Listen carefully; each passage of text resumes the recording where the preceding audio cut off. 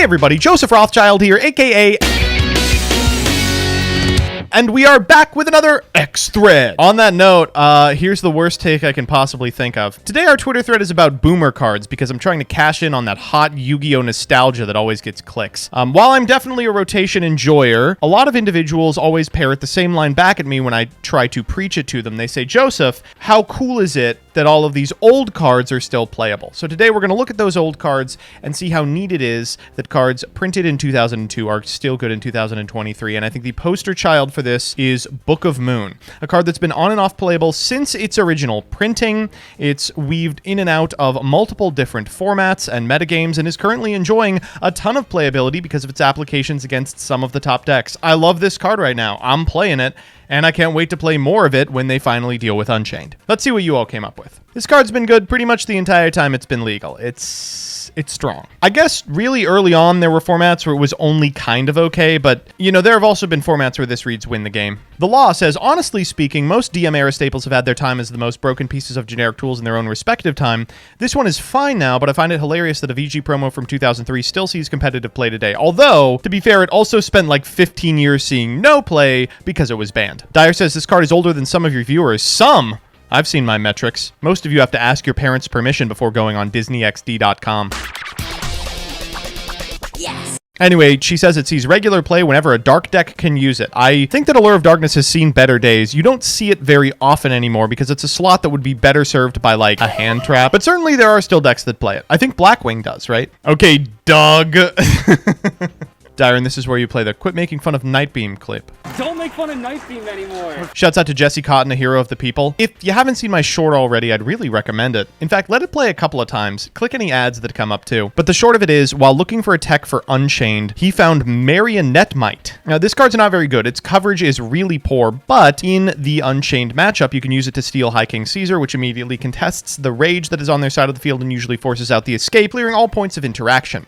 The reason this is preferred over Change of Heart is because putting Change of Heart face up on your side of the field allows them to activate Escape, which allows them to play through just a little bit more. Coder says, this is my favorite card when it's playable in a format. It can be Interruption, it can help you dodge Interruption, and it can take an important piece of your opponent's board. Versatile, powerful in the right moment, one of my favorite cards to play. One of the best parts about the Kashtira format was that this card was very playable. It's just so fantastic when stealing an opponent's monster immediately converts into something as powerful as a Rise Heart, but it's also fantastic to just like switch an opponent's monster to defense position to deny Zeus. It just does so much. RJ says, in 2007, Konami printed a GX manga card as a treat for a beloved archetype. A decade and a half later, the community still pogs out of our mind every time we see him in a mildly successful list. Astrados was playable the entire time he was legal, and then they banned him, and then they unbanned him, and he's been playable in Hero Brews since, which have been okay. Jules says, guy came to locals with his Gravekeeper deck from over a decade ago trying to get back into the game. We were describing the meta and I told him about cash end boards, and without blinking he went, sounds like I could lava golem that. He got second that night. I love this game. I hate getting lava golemed. My beloved, oh.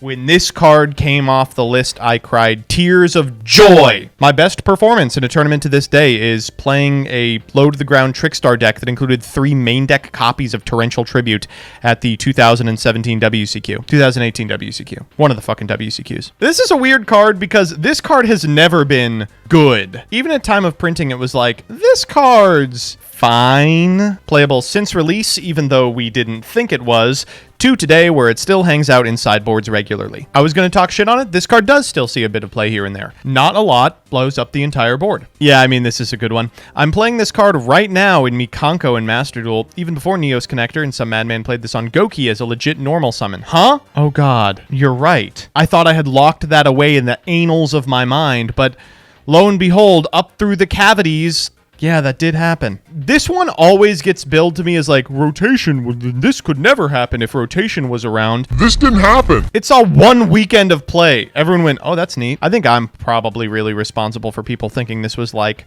a staple because they watched that short and they were like, if I watch it again, it becomes more true. Yeah, I mean, for what it's worth, this card does nothing. It just reads, it's just Diabolic Tutor, right? Compulse is a non-destruction piece of removal and has served that exact purpose like every 4th or 5th format for the last 15 years. Surprised there's no mention of Dark Hole. card that managed to get better with time. What was once a drawback to the card is now a beneficiary in the right situation. While not as prevalent as some old cards, it still manages to see play in a lot of decks. Yes, it does. This card had to be hit again during Zoo format because it was such a huge swing. It's crazy that this card was ever considered bad. Playing those formats again, it's clear that, like, from print, rank 5 Turbo becomes like a top tier deck because of the existence of this card, and we just didn't know it yet. No, Valor's not old. Boomer cards means like Monster Reborn and Change of Heart. This card's only a couple of years old, right? It's funny that this used to be playable because games lasted more than 2 turns. Now it's playable because it gets you some shit in Banish that triggers in Banish turn 1. You know, it's funny. At print, this card was only okay. Like, it was pretty good. And then we realized it was busted to shit, got banned, got eroded. It was still pretty good in the right deck. And then we started playing those old formats again and realized at print it was one of the best cards in the format. It was so strong that, like, it now invalidates large parts of Goat and Reaper format to play a deck that does not play this in Last Will. This is the one that started it all. You can trace the lineage of every single pot card printed recently to Pot of Duality. It's crazy because this card was doing the I will add this card from my graveyard to my hand like 4 times in a single turn, basically since release. Like, oh joy, Airblade. No, retro cards are like Torrential Tribute. They're not like Tour Guide. No. 12 years! I can't believe this card is still legal, man. Sophie says I have bad news about the majority of playable Boomer cards. This is the most effective rebuttal to, oh, the Marionette Mite thing is so cool that it necessitates a format in which 55 million cards are legal. Oh, it's like most of the cards from yesteryear are this. Over and over again. Just this bullshit. Sarah says, dude is on the list to this day. He could be off. He could come off. But imagine getting printed in, what, Phantom Darkness and being a staple in Dark Goki like 10 years later. She's 6 years old. Fuck.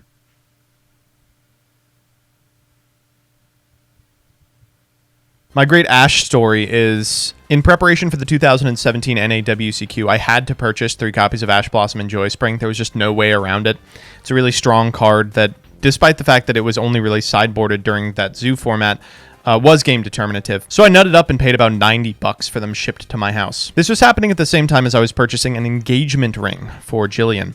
And I had told our landlord, please let me know when a package arrives because I didn't want someone to, like, porch pirate the engagement ring. So the landlord fucking told Jillian, and she was like, why did they tell you that a package arrived? And so I thought up a lie, and I thought it up quick. I said, oh, I was just getting a playset of Ash Blossom. And she said, oh.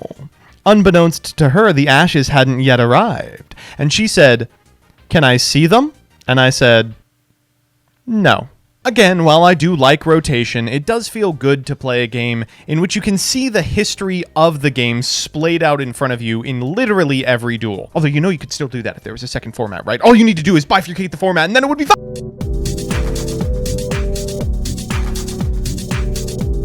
What? I mean, I guess.